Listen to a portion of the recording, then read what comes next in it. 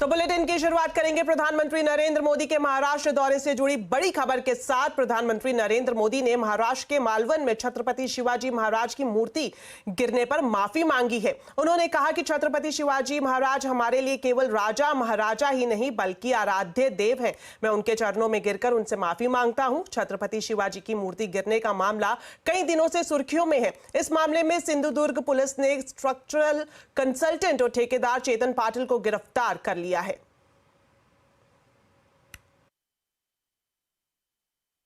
इस धरती पर आते ही आज मैंने पहला काम मेरे आराध्य देव छत्रपति शिवाजी महाराज में उनके चरणों में सर झुका करके क्षमा मांगने का कर रहा हूं।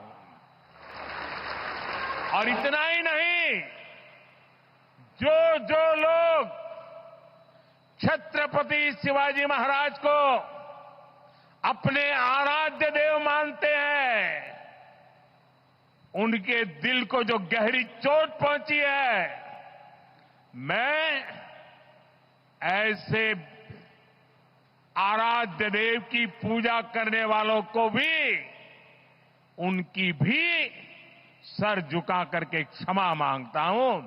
मेरे संस्कार अलग है। हमारे लिए हमारे आराध्य देव से बड़ा कुछ नहीं होता है।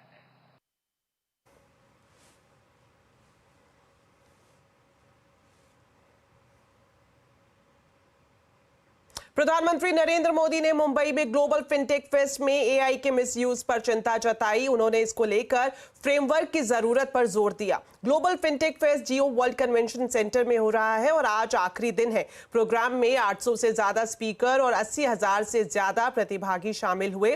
वहीं प्रधानमंत्री नरेंद्र मोदी ने पालघर में 36,000 करोड़ के वाधवन प्रोजेक्ट की भी आधारशिला रखी। एआई के दुरुपयोग से जुड़ी आपकी चिंताओं को भी समझता हूं। इसलिए भारत ने एआई के एथिकल यूज के लिए ग्लोबल फ्रेमवर्क बनाने का भी आह्वान किया है।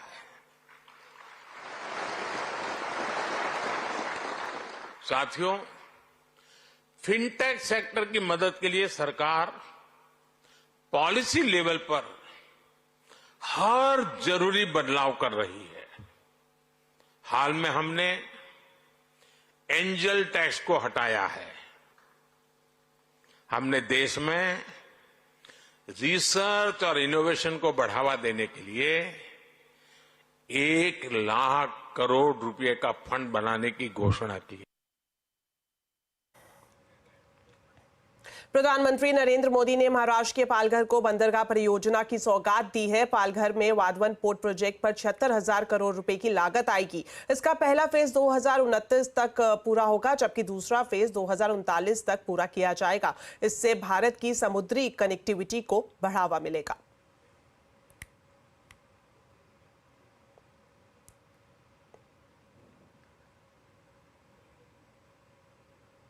चलिए अब बात बाजार की। सितंबर सीरीज ने शानदार शुरुआत की है। सेंसेक्स निफ्टी नए शिखर पर बंद हुए। सेंसेक्स 231 पॉइंट चढ़कर 82,366 पर बंद हुआ। वहीं निफ्टी तेजी का नया रिकॉर्ड बनाते हुए लगातार 12वें दिन बढ़त पर बंद हुआ। आज के बाजार में निफ्टी 84 पॉइंट चढ़कर 25,236 पर बंद हुआ। मिड कैप स्मॉल कैप शेयरों में खरीदारी दिखी। साथ ही फार्मा, रियलिटी, पीएससी शेयरों में खरीदारी रही तो तेल, गैस, निफ्टी बैंक इंडेक्स बढ़त पर बंद हुए।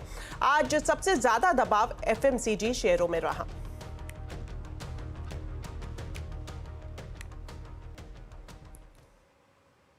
लार्ज कैप में मौका दिखे तो निवेश करें, ये कहना है इन्वेस्को म्यूचुअल फंड के सीआईओ ताहिर बादशाह का। सीएनबीसी आवाज से खास बातचीत में ताहिर बादशाह ने यह भी कहा कि उन्हें पीएसयू की तुलना में प्राइवेट बैंक ज्यादा पसंद है।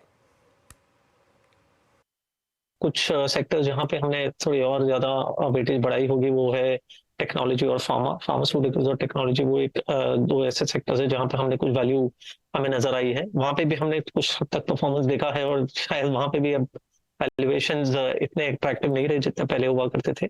लेकिन फिर भी I mean compare to some of the other pockets of the market on a relative basis वो फिर भी हमें अपील करता है। Private sector banks are relatively more preferred compare to public sector. Public sector को जो एक लेवरेज मिलना था एज अ रिजल्ट ऑफ उनका जो लायबिलिटी फ्रेंचाइज रहता है स्ट्रॉन्गर रहता है, वो उन्होंने ऑलरेडी पिछले 12 महीने में जब इंटरेस्ट रेट्स बढ़ रहे थे या हाई थे, तब उन्होंने अपना ऑलरेडी एक्सप्लॉइट कर लिया है। और कुछ हद तक अभी वो डिफरेंशियल या वो एडवांटेज उनके फेवर में अभी है नहीं।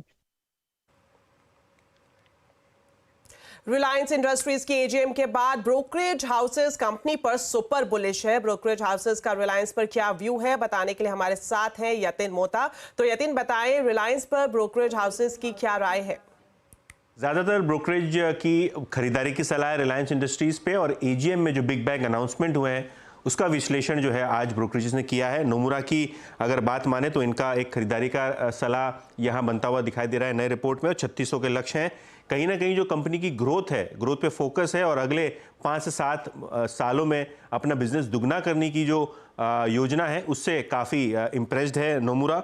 और कहीं ना कहीं उनको लगता है कि 3 साल में लगभग 13% का CAGR यानी कंपाउंडेड एनुअल ग्रोथ जो है संभव है रिलायंस इंडस्ट्रीज़ में। जहाँ तक कि मक्वेरी का सवाल है, इनको लगता है कि 3 से 4 सालों में जो जियो और रिटेल कारोबार की डबल रेवेन्यू और डबल एबिटा की जो अनाउंसमेंट है वो काफ़ी आकर्षक हैं।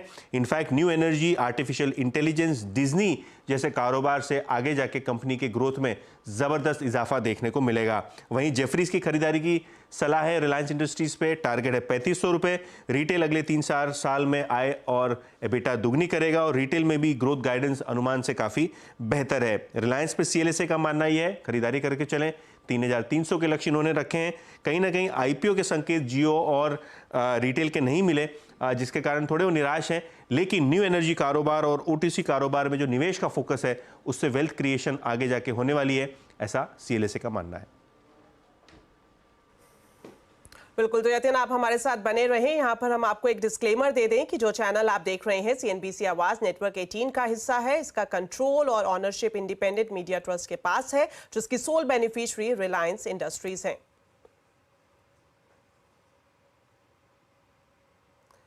तो बाजार की नजर कल आने वाले अगस्त ऑटो बिक्री के नंबर्स पर है। इस बार कैसे रह सकते हैं ये नंबर, जानते हैं यतिन से। तो यतिन, बताएं इस बार क्या एक्सपेक्टेशन है ऑटो नंबर्स को लेकर? देखिए, ऑटो सेल्स की बात करें तो ये जो महीना है अगस्त का वो थोड़ा म्यूटेड है, स्पेशली 4 व्हीलर्स में, जहां इन्वेंट्री बिल्डअप आप देख रहे हैं डीलरशिप लेवल पे, क्योंकि पिछले साल बहुत सारी नई लॉन्चेस हुई थी और पिछले साल का बेस भी बढ़ा है, तो कहीं ना कहीं डिमांड टेपर हो रही है। हालांकि जो रूरल मार्केट्स हैं वो कॉम्पनसेट कर रही हैं अर्बन स्लोडाउन के सामने, और कहीं ना कहीं 2 व्हीलर्स और ट्रैक्टर्स, ये 2 सेगमेंट्स ऐसे हैं जहां आपको थोड़ी बहुत बॉयंसी दिखाई पड़ेगी। कमर्शियल व्हीकल बिजनेस हालांकि बिल्कुल फ्लैट साल दर साल बेसिस पे आपको दिखेगा। एस्टिमेट्स की बात करें तो ब्रोकरेजेस ये अनुमान लगा रही हैं कि अशोक लेलैंड और टाटा मोटर्स, ये जो दो कमर्शियल व्हीकल प्लेयर्स हैं, यहाँ सेल्स में लगभग 5 से 6% की साल दर साल बेसिस पे गिरावट होगी। और टाटा मोटर्स का जो एस्टिमेट है वो लगभग 74,000 यूनिट्स के आसपास का है, और अशोक लेलैंड लगभग 14,500-15,000 यूनिट्स के आसपास अगस्त के महीने में बिक्री करेगा होलसेल लेवल पे। मारुति की बात करते हैं और यहाँ सेल्स में 4% की गिरावट, और सिमिलर गिरावट आप M&M के ऑटोमोटिव सेगमेंट में देखेंगे। जैसे कि मैंने कहा, स्मॉल कार्स में थोड़ा बहुत स्लो डाउन है, और पिछले साल का बेस बढ़ा है क्योंकि नए लॉन्चेस थे। वेटिंग पीरियड भी सिग्निफिकेंटली रिड्यूस हुई है 4 व्हीलर प्लेयर्स के लिए। बात करते हैं ट्रैक्टर सेगमेंट की M&M में, जहां एक ट्रैक्शन दिखाई पड़ेगा, मॉनसून अच्छे हैं, डिमांड अच्छी है, तो 4 से 5% की आप इंक्रीमेंटल ग्रोथ ट्रैक्टर सेगमेंट में एक्सपेक्ट कर सकते हैं। 22,500 यूनिट्स के आसपास ट्रैक्टर की बिक्री रह सकती है। 2 व्हीलर्स पे आते हैं, जहां बजाज ऑटो और TVS मोटर्स दोनों ही जो 2 व्हीलर कंपनीज हैं लीड करेंगी। TVS मोटर्स की स्कूटर डिमांड अच्छी है, इलेक्ट्रिक व्हीकल डिमांड अच्छी है, तो यहाँ 10% का ग्रोथ आप एक्सपेक्ट कीजिए। जो नई CNG बाइक लॉन्च हुई है बजाज ऑटो की, वो भी अच्छा कर रही है in terms of booking. Eicher Motors का रॉयल एनफील्ड कारोबार बहुत महीनों से थोड़ा पस्त पड़ा है, तो एक्सपेक्ट कीजिए वो ट्रेंड कंटिन्यू रहेगा। 7% की डिक्लाइन रॉयल एनफील्ड सेल्स में आप देखेंगे ईयर ऑन ईयर बेसिस पे। 72,000 यूनिट्स का एस्टिमेट है, जो पिछले साल लगभग 78,000 यूनिट्स की बिक्री थी। और हीरो मोटोकॉर्प बेस बढ़ा है, और इसीलिए लगभग फ्लैट ग्रोथ एक्सपेक्ट कीजिए साल दर साल बेसिस पे।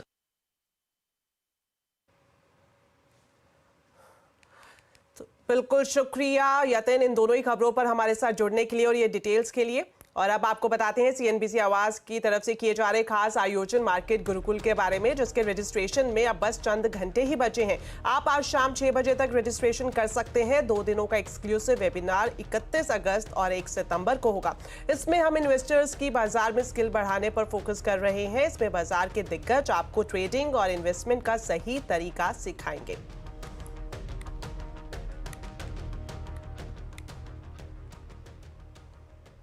तो स्पाइस जेट पर वित्तीय संकट की मार पड़ रही है। स्पाइस जेट ने अपने 150 क्रू मेंबर्स को 3 महीने की छुट्टी पर भेज दिया है। स्पाइस जेट के कर्मचारी की सैलरी और भत्तों में देरी की खबरें भी आ रही हैं। एविएशन रेगुलेटर डीजीसीए ने स्पाइस जेट को ज्यादा निगरानी के दायरे में रखने का फैसला किया है। इस बड़ी खबर पर सीधा जुड़ते हैं रोहन सिंह से। तो रोहन, बताएं, स्पाइस जेट की जो वित्तीय हालत है उसको लेकर क्या कुछ जानकारी है और कितना असर अब क्रू मेंबर्स पर पड़ता हुआ दिखाई दे रहा है? जी बिल्कुल, दिक्कतें ख़त्म नहीं हो रही हैं। स्पाइस जेट की एक के बाद एक ऐसी खबरें आ रही हैं जो उसके वित्तीय संकट की ओर इशारा करती है। फिलहाल जो सबसे ताज़ा खबर है उसमें स्पाइस जेट ने अपने 150 क्रू मेंबर्स को फोर्स लीव पे भेज दिया है। ये नॉन पेड लीव रहेगी, लेकिन जो बाकी बेनिफिट्स हैं एम्प्लॉयज़ के, जैसे जो छुट्टियाँ हैं या जो हेल्थ बेनिफिट्स हैं, वो इंटैक्ट रहेंगे। स्पाइस जेट का कहना है कि वो उन्होंने लीन ट्रैवल पीरियड को देखते हुए ये डिसीजन लिया है और साथ ही वो अपने QIP पे काम कर रहे हैं। उसके बाद वो अपनी फ्लीट साइज़ को बढ़ाएंगे, तब ज़रूरत पड़ेगी तब उनको इन कर्मचारियों को वापस ले लिया जाएगा, लेकिन फिलहाल उन्हें फोर्स लीव पर भेजा जा रहा है। इससे पहले हम आपको बता दें कि दुबई एयरपोर्ट पर भी स्पाइस जेट को दिक्कत हुई थी। वहाँ पे उनकी कई सारी खाली फ्लाइट्स आनी पड़ी थी, क्योंकि दुबई एयरपोर्ट पे उन्होंने जो ड्यूज़ थे वो पे नहीं किए थे। हालांकि स्पाइस जेट का कहना है कि ये जो इशू है ये सॉर्ट आउट कर लिया गया है।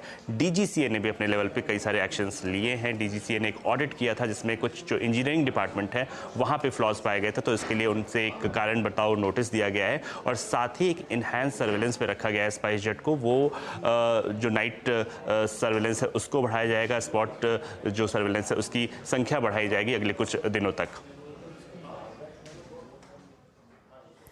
ओके, तो रोहन, आप हमारे साथ बने रहें। आपसे फिर से हम दूसरी खबर पर जुड़ेंगे। दरअसल 11 नवंबर को विस्तारा एयरलाइंस आखिरी उड़ान भरेगी, क्योंकि 12 नवंबर से विस्तारा का औपचारिक विलय एयर इंडिया में हो जाएगा।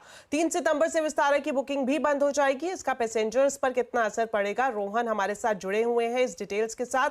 तो रोहन, विस्तारा की एयर इंडिया में मर्जर के बाद पैसेंजर्स पर कितना असर पड़ेगा? जी, जो ऑफिशियल डेट तय की गई है मर्जर की वो 12 नवंबर है और उससे एक दिन पहले यानी कि 11 नवंबर को आखिरी उड़ान होगी विस्तारा की।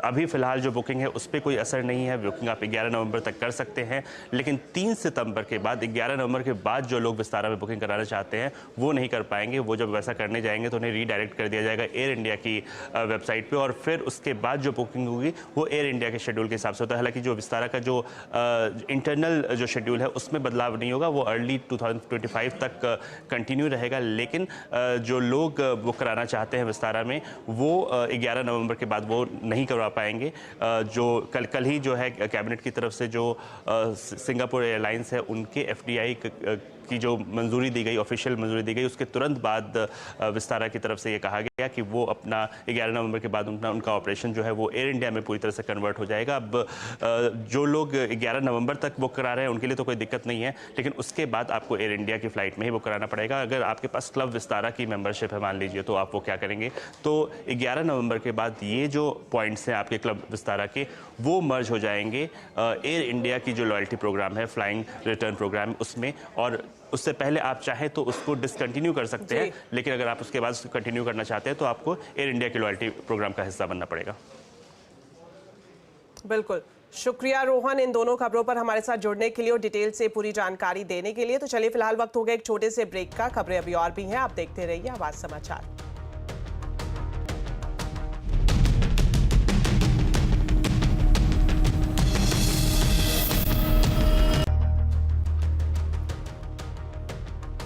ब्रेक के बाद आपका स्वागत है और अब खबर गुजरात से, जहां पर बारिश और बाढ़ का जबरदस्त प्रकोप देखने को मिल रहा है। अहमदाबाद से लेकर वडोदरा और कच्छ से लेकर द्वारका तक सड़कें जलमग्न हो चुकी हैं।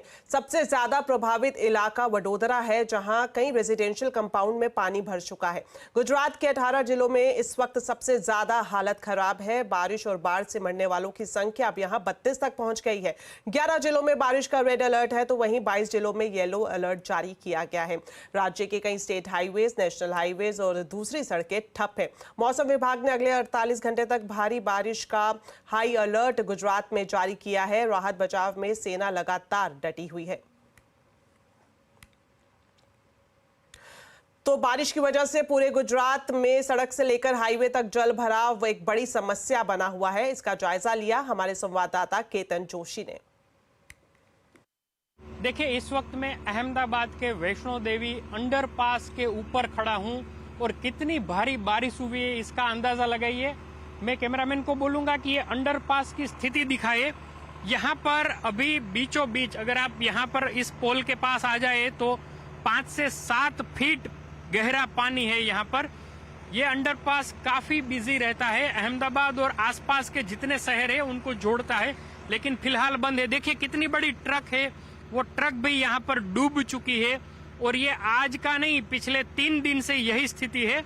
और ये एक हाईलाइट है गुजरात के अलग अलग जगह पर, चाहे वो शहर के अंदर का जो मुख्य मार्ग हो, चाहे वो हाईवे हो, नेशनल हाईवे हो, अभी भी बहुत बड़ा जल भराव आपको गुजरात के अलग अलग जगह पर दिख जाएगा।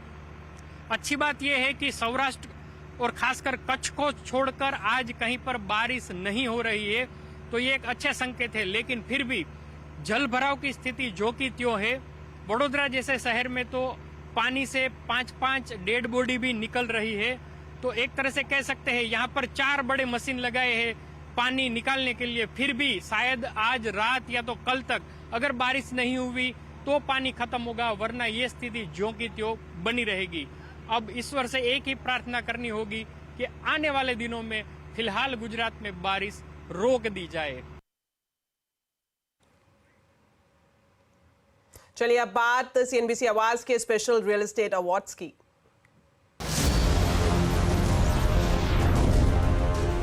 RR Kabel presents CNBC Awaaz Real Estate Awards 14 Years of Excellence. आज देश के रियल एस्टेट सेक्टर का सबसे प्रतिष्ठित अवार्ड का दिन है। मुंबई के बीकेसी में आज सीएनबीसी आवाज रियल एस्टेट अवार्ड्स के 14th एडिशन का ग्रैंड फिनाले है। अवार्ड फंक्शन के मुख्य अतिथि commerce and industry minister Piyush Goyal है। इस बार 30 से ज्यादा कैटेगरीज में रियल एस्टेट प्रोजेक्ट्स, कंसल्टेंट्स और एंटरप्रेन्योर्स को पुरस्कार दिए जाएंगे।